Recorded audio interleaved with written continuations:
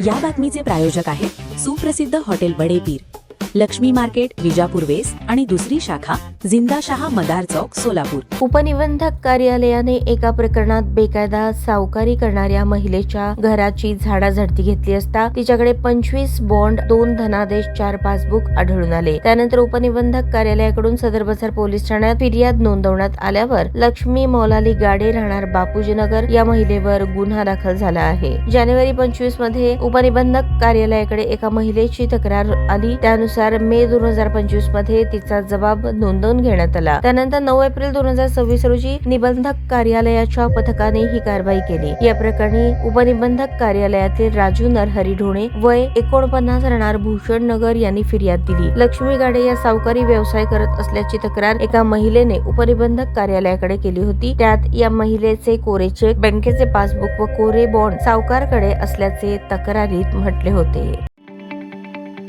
ताज्या बातम्या पाहण्यासाठी प्राईम महाराष्ट्र न्यूज चॅनलला सबस्क्राईब करा।